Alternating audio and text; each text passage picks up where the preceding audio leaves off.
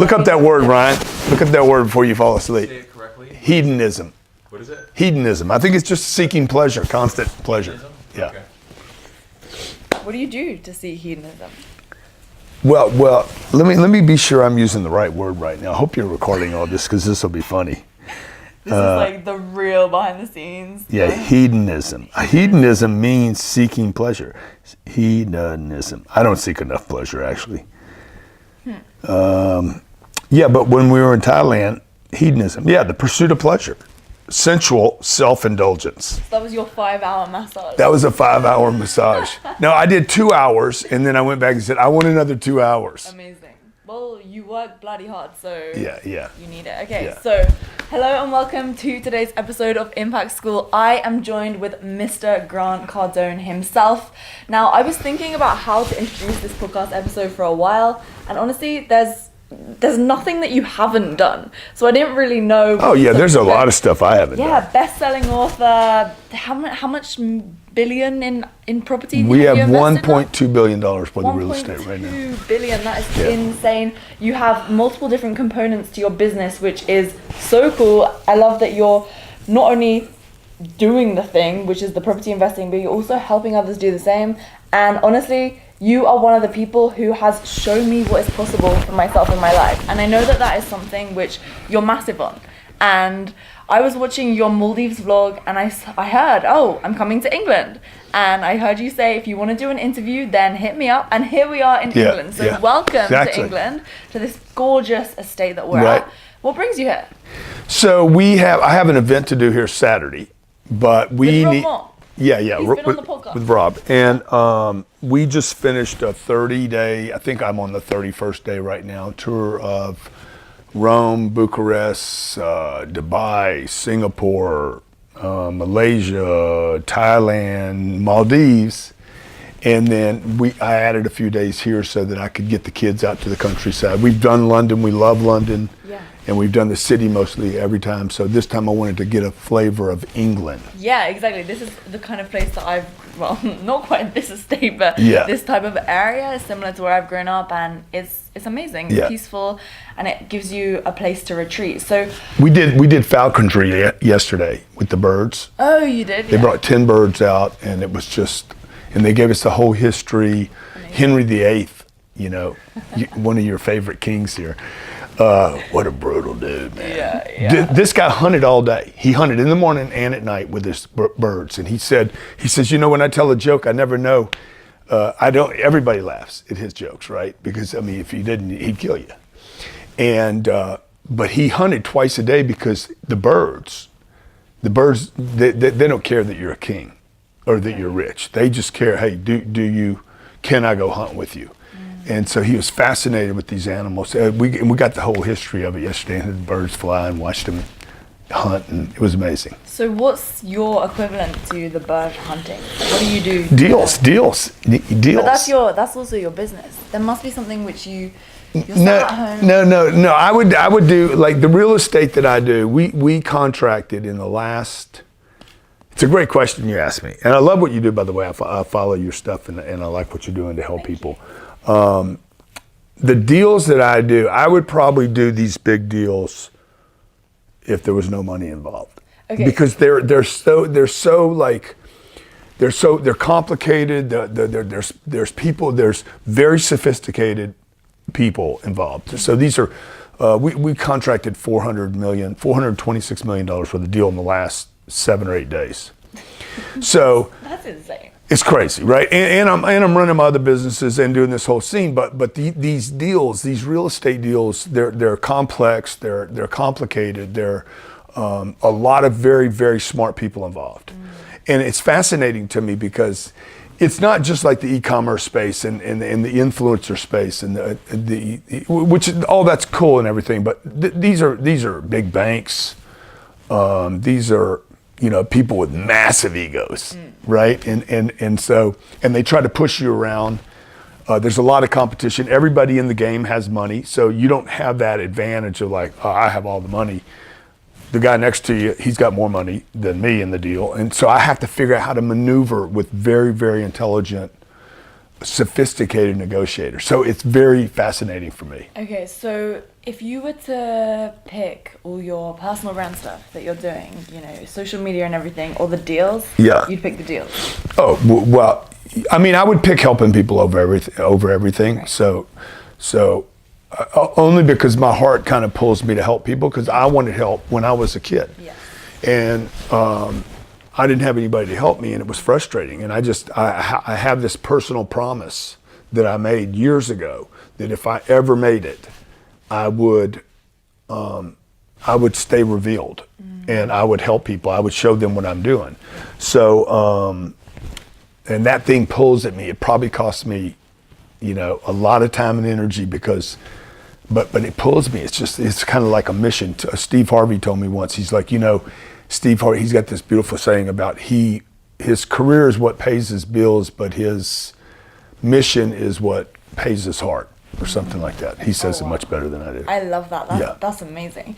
Okay, so I want to talk about that kind of in a second. Now, just for anyone who's watching, listening to this right now, who doesn't really know what you mean when you say deals, Yeah. would you just be able to just briefly go into that? Because there's people who are new. Yeah, so these are, I've always loved real estate. I've loved looking at it, shopping it. My dad, you know, I remember my dad at 8 years old on the weekend, on Sunday, he was a stockbroker, but on Sundays we would drive around the town and look at real estate. I was 8 years old, and now I look back and say, he was a stockbroker. Why wasn't he studying stocks on Sunday? You know, because I think that there's a fascination with something real. This family that owned this castle, they've owned it for 1,400 years. Oh yeah, it's in the family. They collect rent from miles and miles away from the houses, and they have for 1,400 years. I mean, it's how you create wealth, right? So they have 5,000 acres here. I don't know if this place makes any money now. It doesn't, you know, I can't imagine what. It's impressive. Yeah, it's very impressive. The Queen Elizabeth came here, brought 400 people here. We have all this history lessons now. And she's like, feed us all, and almost bankrupt the place. But the story is that I think her dad had given them the place anyway. So they're like, yeah, feed us. So, you know, the value of real estate is it's something real. People can live there. They can live off the land.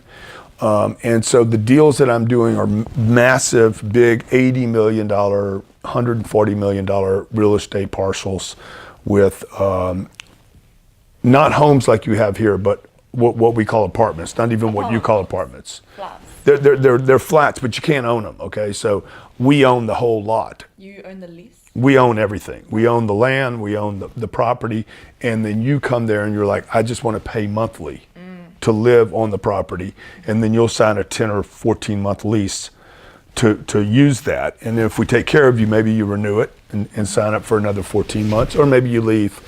But it's a wave in America where young people don't want to own a home the way your parents Because did. of people like you? They want mobility. Yeah. They want mobility, and they want choices. Like, you know, when you pulled up here, were you impressed? Oh, absolutely. Okay, so if I told you that I was renting this place, and it's not mine, I'm just using it for a week, does that somehow diminish my status with you? No, of course not.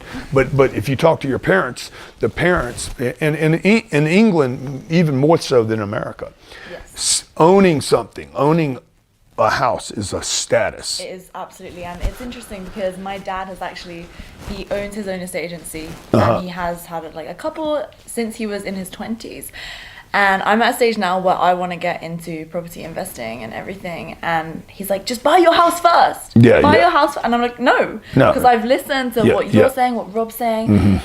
All of the people who are actually at the top of the game when it comes to real estate. Now, don't get me wrong. I'm by no means saying that my dad hasn't done well for himself. He absolutely has. Yeah. In case he hears this, Dad. Yeah, no, he will, because I've actually introduced. He comes in my videos and he's hilarious on video and stuff. He's consumed your content and he thinks you're brilliant.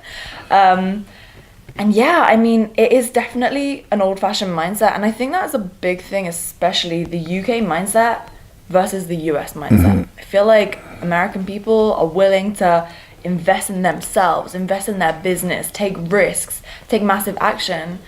Whereas the UK is so far behind. I don't know what you think. I don't know that you're so far behind. I think that the class thing here is, you know, class is accepted here, and in America, it's there's an illusion in America. There's a little bit of a trick, I think, on both people. And we were in Thailand, and they're tricked there too. They're like, I can't leave here.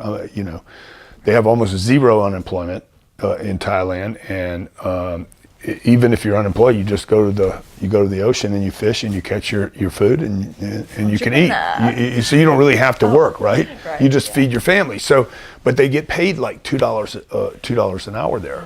So it's all kind of relevant, right? In America, people are stuck there because they're like, I have 2 cars, my kids are getting a good school, I own a home. It's just another form of trickery. Here in London, particularly right now with the Brexit thing going on and everything, you guys have so many excuses built in for people to be like, oh, I can't do it right now because of Brexit. I need to wait until that happens. Or I can't own a home now because they're too expensive. And then back to what your dad, that was just the vehicle. The only vehicle for your dad back then was, I'm going to buy a house. I'm going to pay it off over the next 30 years. And then one day we have something when I'm too old to enjoy anything. I had a guy here yesterday. He's got a $5 million pound house paid for. And he's like, Grant, what should I do? I said, dude, that's dead money. You should not have money dead like that. It's not paying you. All your investments should pay you. Until you're so rich, you're like, okay, I have an investment now that doesn't pay me. It doesn't matter. But where we're at right now in the food chain, we should, and Americans are waking up to this right now. Money needs to make money, and because it doesn't make it at the bank, and your dad's money's not making money anymore. And even some businesses, like I'll pour more money into real estate this year than I will my own business, my primary businesses that have put me in a position to buy the real estate. So like we spent $10 million on that event you went to last year. We made probably 50% on our money, maybe 60% on our money, which is a massive return, right? But I would rather have a 6 or 8 or 10% return in a real estate deal that I own for 30 years than have a 60% return in 1 year, and I have to do it again. With this real estate, when we buy this stuff, we're getting 6 and 8% every year, and then 3 and 4 times our money when we go to sell it. So it's a way to create massive wealth, and it's a fun game. Yeah, exactly. I love that you say that it's a fun game because honestly, that's kind of how I see everything I do. I've said this to people before and they haven't really understood it, but I feel like it's a game. Yeah, everything. Yeah, it's like a little jigsaw puzzle. And Totally. It's always trying to get to the next level. That's I saw your whiteboard thing. Why couldn't you figure that out? I became attached to an idea inside my business. Because I started out in the fitness industry. I know you were saying that you've been training, going to the gym, making gains. Yeah. And so I have a lot of people who are watching this right now, who are listening, who are in the fitness space. And so I knew that if I could serve them to the best degree possible, I should be helping them build an online fitness coaching business, right? Because that's what I did. And I realized that in order to just literally simplify my sales funnel, basically, I just make it so that it's to help anyone build an online coaching business. Right. That was it. That was all I changed, and literally solve the problem. Since then, I checked my little percentage thing yesterday. This month, in the past 6 days, my business has gone up by 278%. It was something like that, which is insane. Just from that one small change. Yeah. And so I feel like clarity like that, it takes a while to be able to be confident enough in yourself, in your business, everything that you're doing, to be able to make a decision like that, because there is obviously going to be potential downside. Yeah, sure. And so something that I really wanted to talk to you about on this podcast here today is you are committed to helping people realize that they can achieve big things in their life. Because I feel like, especially nowadays, people don't know what's possible for them. They really don't. And so when I know that you had a drug addiction when you were my age, how did you firstly realize that you were the type of person who could actually make big things happen in your life? I always thought that I could do something. I think everybody thinks. Do you think everyone does though? Yeah, I think everybody does. I think every person thinks that they're special. But do you think if they would be really honest and not I think that they have the thought, and then they're like, I can't tell anybody that. Because they're worried people will judge them. Well, they will judge them. Yeah. They will judge them. Like your parents will tell you you're special until you start acting like you're special, and then they want to medicate you. So like, oh, you're so special, you know. He's so special, right? And then special becomes a problem. Somewhere between, I don't know, 8 years old and 15, special takes on a different meaning than if you're 24 months old. And then it becomes a problem for the adults, right? So I think everyone is special. I think if everybody got really quiet and anything, you could say anything, everybody would be like, yeah, dude, I got this special little thing. I got this superpower. I got this, this thing. And then what happens is it gets squelched. For me, I squelched it so hard. I suppressed it and pushed it down so hard. Because I was told to. Like, it was not, my surroundings did not like me exhibiting my special, right? So because I was awkward with special. Like in the beginning, you don't know how to use it. Yeah. So for me, I've always been very rough. I was in Dubai, and this lady says, "Oh my God, I love meeting this guy." I saw her write an article about me. I love meeting this guy. He's a bit rough. But and I've always been that. I've always been very kind of, the edges are jagged. Do you think there's a reason for that? Because I'm trying to figure it out. And still be me without suppressing who I am, right? So I'm trying to. I'm very playful. I'm immature. I love pranks. I like having fun more than I like anything. Like, I want to have fun, but I want the fun. But then I become very serious when it's time to work. So I go from this very playful person to this extremely intense. Hardworking. Just it can happen in a micro of a second. Yeah. That we could be, screwing around doing something dumb to, okay, now we're in a deal. And the phone's on, and I'm in the deal now. Do you think that adaptability has helped you get to where you are? Yeah, I think it's helped me and hurt me though, because it's very confusing for people, even people very close to me. I get it. Yeah. So I remember, it reminds me of a time when Elena and I, my wife, she bought something. I forget what it was. I said, "How much was that?" And she's like, "I don't know." I said, "Find out how much it was. You got to know what things cost," because that bothered me. Like I don't know.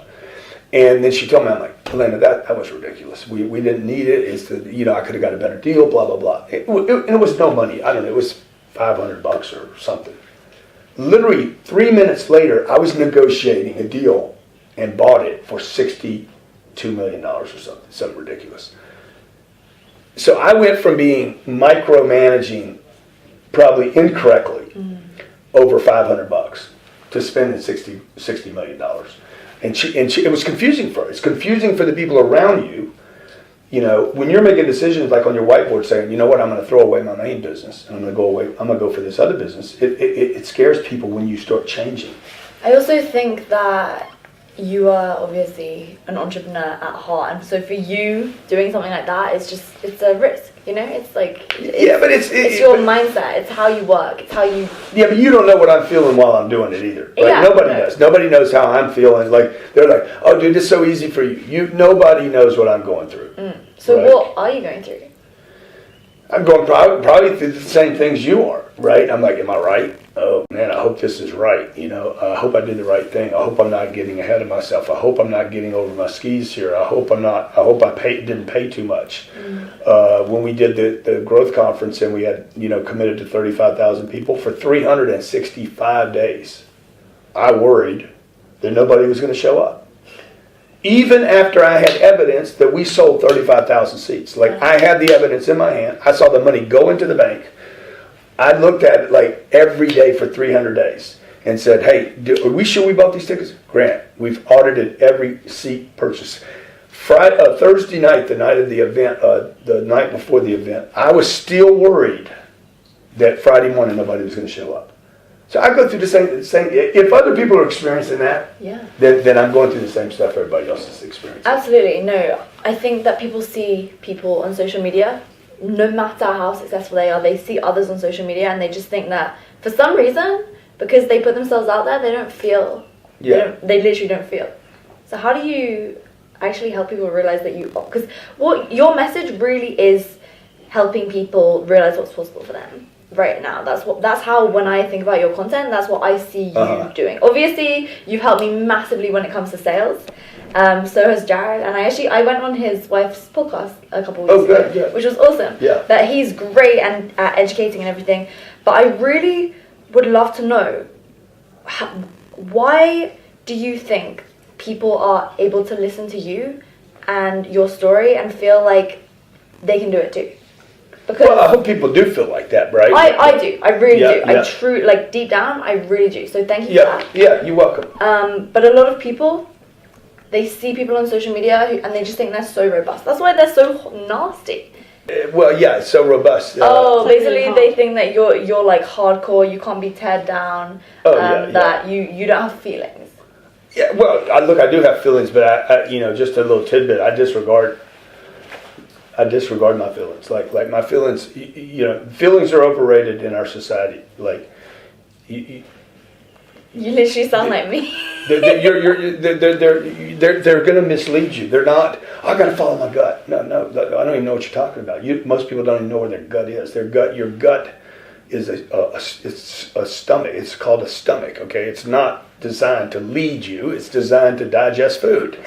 So I follow the data, right? And my emotions, fear would keep me from doing. Fears kept me from doing. I should be a billionaire 8 or 9 times right now. What is it stopping you from doing? Fear kept me from doing the deals I'm doing today. Fear kept me from doing 20 years ago. So, what were you actually afraid of? I was afraid. I lacked confidence in the data. I didn't trust the data. I have known for years this little space that I'm in.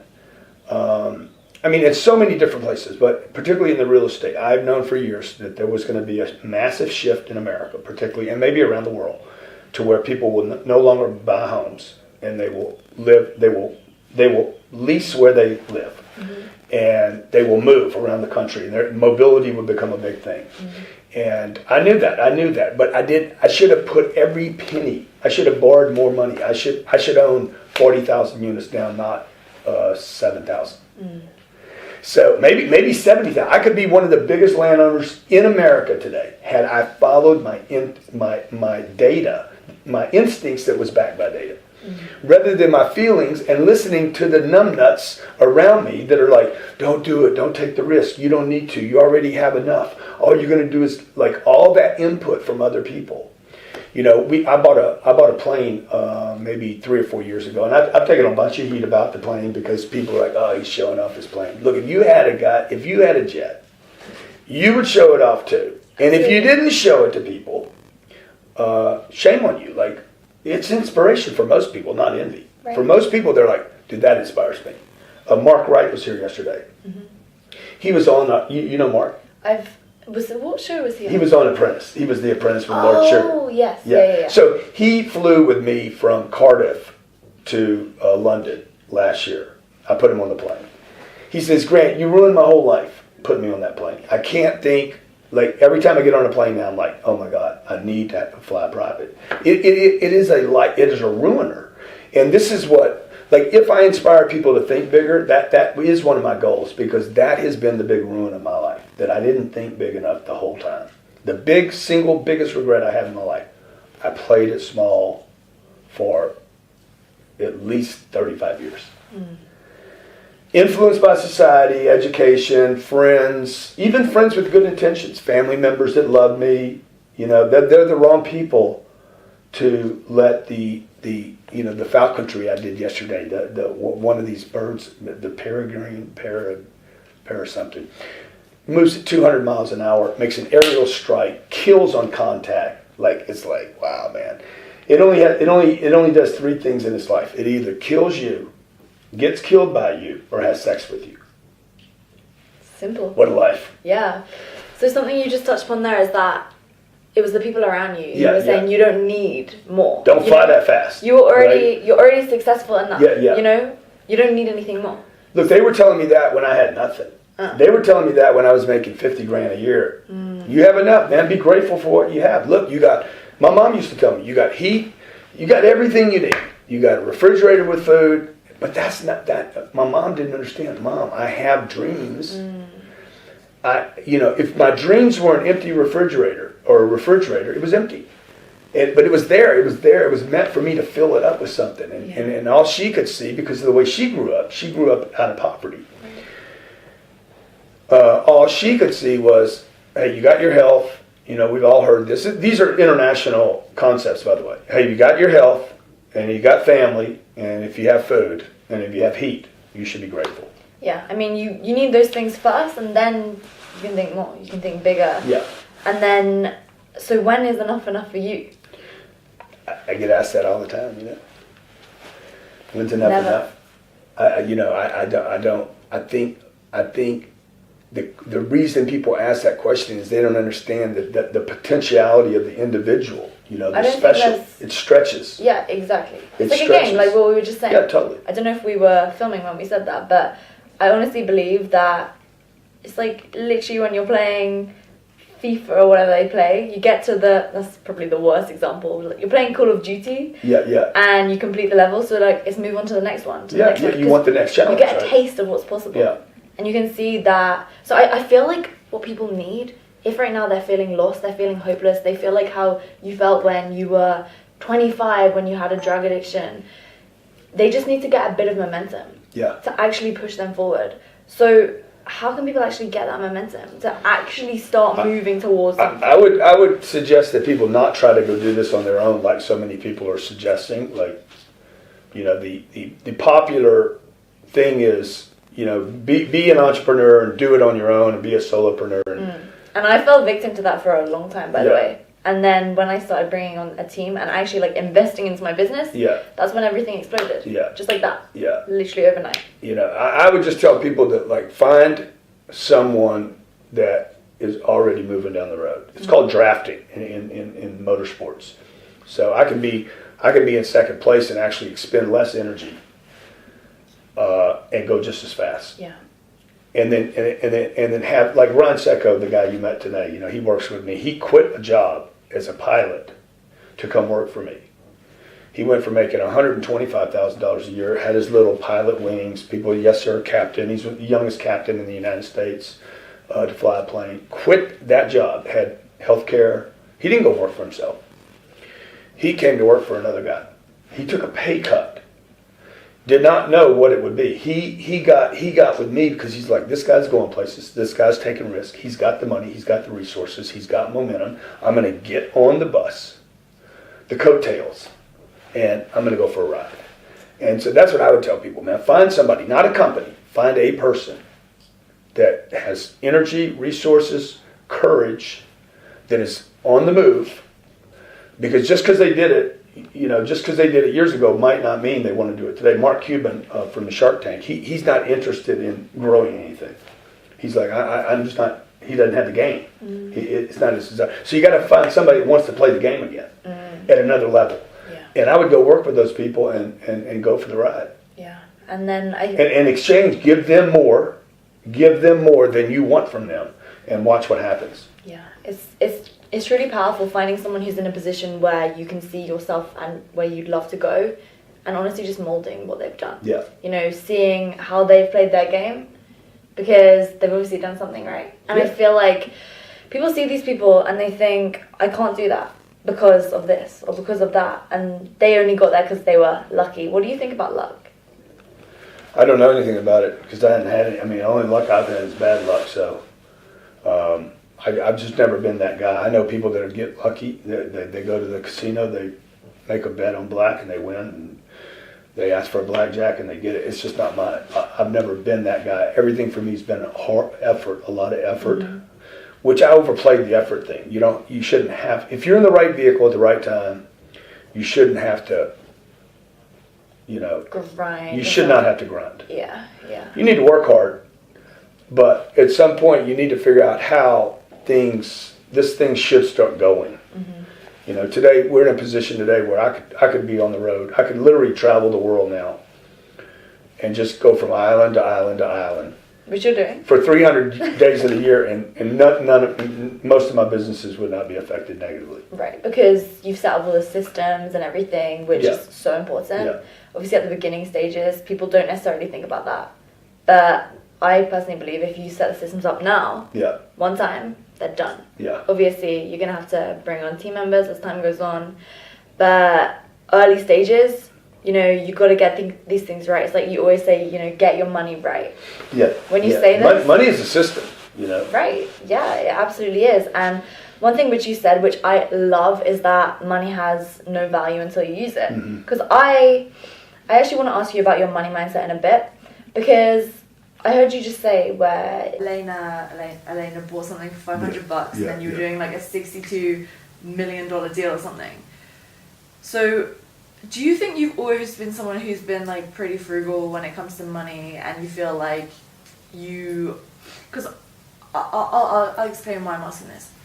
I find it very hard to spend money, you know, and I feel like this is a very British thing, very, very British. We go out shopping and we're just like looking at the price tag the whole time. Even if you have enough money to afford it easily, like if I go into a shop and I see something's like, I don't know, £200, I'm like, ooh, like I'm not gonna buy it. And I never buy anything nice for myself ever. Like my clothes, like I'm in a fortunate position where I have brands sending me stuff, and so for me, I need some stuff. Guys. It's pretty Please cool. Send me something. I'm sure they will. Like, but it's just kind of it's an interesting one for me. So what is your So thoughts on that? this is what I discovered. I thought I had been called frugal, extremely conservative around money. So don't look at the jet and the trips and all that stuff that you see today, because what nobody sees is they don't see the 35 years.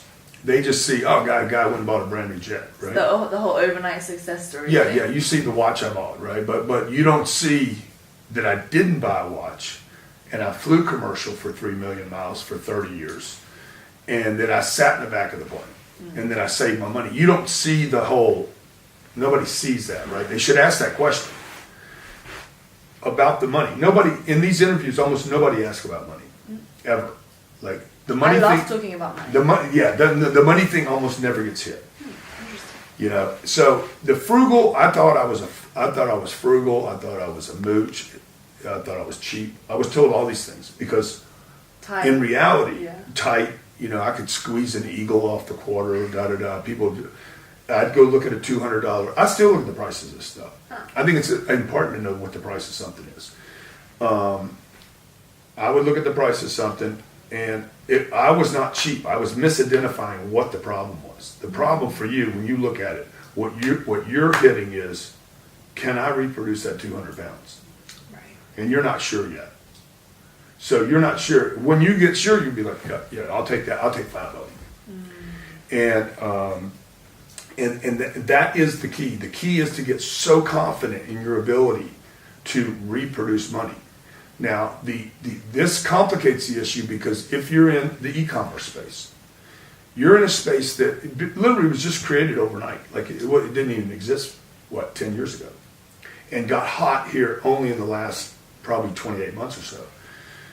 So you have the data. You have data that says, wait a minute, this space didn't exist, which only means it might not exist in the future, right? It could go away as fast as it came. So you have it on guard. Those birds I was with yesterday, they think everybody wants to eat them. Like they don't trust anybody. They don't trust their owner. They trust no one. And that's a good thing to have. So that when you look at it, you're like, hey, is this business going to be here? Is this business going to work? Is new money going to come in? Do I have the systems in place? Do I trust my people? Do I trust myself? This all changed for me with this real estate stuff. So I have 13 little businesses and then the real estate. The real estate is the one that can't be stopped. There's nothing on planet Earth, short of North Korea going nuclear, nothing will stop the income that's produced by that. When you have that coming in, and I'm willing to work hard every day like you are, but I have this machine going over here, 6,000 apartments, 7,000 apartments, 8,000, 10,000, paying me every month, a couple $100. Then I'm like, ooh, let's go on the trip. Yeah. Okay, who cares what jet fuel costs? Because I got a machine going over here. And that should be the game for everybody. Do great at this, the earned income. that the Queen taxes so heavily. And then go over there and find this passive income that will pay you regardless of how talented you are, how smart you are, how well the video does, or how well the pop product release does. Get that passive income to be more than the earned income. That's amazing. So you keep them separate. Oh, they're definitely separate. And then- All of them are separate. And then So all the money you actually spend, like... my money and my wife's money is separate. Okay, interesting. Yeah. Why? Because it should be separate. Yeah, I mean, I can say I agree. So Yeah. I mean, because if it's not separate, then everybody gets confused about who's doing what with money. Right. I Yeah. get it. It makes sense. And so then the money which you earn from your passive income, your properties, that's what then you use to spend on things like this. This is what pays for the dumb stuff. Get it. It makes perfect sense. Amazing. Yeah. Like, but still today, I don't have an Hermes belt. I have a nice watch. I love my watches, but the money thing is so important because without it, you're not going to have true freedom. You can't do what you want if you don't have money. Right. And surpluses of it. Yeah, no, I couldn't agree more. That's why I love to speak about it, because this podcast is honestly all about giving people the tools, the resources, the strategies that they need in order to create freedom and fulfillment in their lives. Because I think right now I have a very similar belief to you. I feel like people are honestly getting brainwashed into without a doubt. going to school, going to university. I dropped out of supposedly the UK's #1 business degree, Yeah, good for where you. they were teaching me nothing Right. about how to run my own business. Right. And so I realized that what I was doing on the side as my side hustle Yeah. was giving me so much more than what I was supposed to be learning because of society's depiction of that. And so, yeah, I mean, I was very fortunate enough to realize it so young. When I was 19, I also was working at an asset management firm. And so I guess just to wrap this whole entire thing up, someone my age, you're looking at me right now, I've obviously achieved How old are you? I'm 22. Okay. All right. Yeah, so I've achieved, like, compared to other people my age, people say to me, oh my god, you're only 22. What would you tell someone like me who has already had a bit of a taste of it? Yeah. Who really wants more? Who wants Don't listen to those people that are like, oh, you've done so much. For like sure. pour it on. You're ambitious. Be ambitious. Be super ambitious, and you have a tremendous advantage if you just stay. Don't be satisfied. Keep reaching, and anybody that tells you be happy with where you are, you should be disgusted, like wanting to throw up all the time about your where you are right now, and dissatisfied with it to the point to where you're like, man, I am not happy. Because once you hit that vein, once you hit the true potential of you, and you're rolling, it's not going to be a handful of people talking about you. It's going to be millions of people talking about you, and in those millions, hundreds of millions of people could be talking about you. You could inspire a lot of people. Forget what you're going to do for your own life and your own freedom. You're going to give people hope. People need examples, and you would be an excellent one. Amazing. Yeah. Grant, thank you so much for coming on Impact School today. That was an incredible... Yeah, we'll do it again next time I'm in town. Absolutely. No, thank you so much. It was an honor. And everyone, you've got to go check out Grant's stuff. Just everything. My favorite of yours is, obviously because I'm young, I love what you and Jared do on Young Hustlers. That is such a cool podcast. I hope you enjoyed this episode of Impact School. By the way, next week's episode is going to be with Grant's wife, Elena. It's actually an episode that I recorded a few months ago, and here's a little snippet of what we spoke about. This is just a pat on the shoulder, well done, as compared to where we want to go and who we want to touch on the world. So at least I've gotten to the point now in our lives where enough people could look at us and say, wow, they're successful. How did they do it? And so having been the person back here to the person where I am now, I didn't have a woman kind of behind the scenes. So make sure you have hit subscribe, whether you're watching this on YouTube, whether you're listening to this on a podcast app. You can catch Impact School, this podcast that you're listening to right now, on the iTunes podcast app, which comes automatically downloaded on your iPhone. If you're on Android, you can listen on Stitcher, and you can even listen on Spotify as well. So make sure you've subscribed, make sure to tune in, and I look forward to seeing you next week when you are going to get to hear the interview with Elena Cardone all about building an empire. My name is Lauren Tickner, and if you are ready to finally start building your online business, then you know where to come. I'm your girl. I will help you create a scalable online coaching business through my programs. My first program is called Impact Your Online Business. It is an 8-week-long program designed to help you start your online coaching business. And then if you already have an online coaching business, but you're looking to scale, then you can get involved with the Impact Incubator. That is a 12-week program that really is designed to help you create a one-to-many coaching model so that you can also sell one-to-many, so that you can scale and stop being a slave to your business. So if you're ready, then I have left a link for you, which you will get directed to my Facebook Messenger, and there's going to be a kind of little quiz thing that will help you figure out which of my programs is going to be best for you, so that we can get started. We can jump on a phone call and we can get you enrolled, only if you're ready. I only jump on the phone with people who are seriously ready about this, and if they are, definitely going to be a good fit. So you can just get that. It is going to be linked in the show notes or the description box. So thank you so much for tuning in today. I'll catch you over on Instagram, and on next week's episode, I'm at Lauren Tickner, LaurentickNer. I look forward to helping you scale your own online business and your personal brand.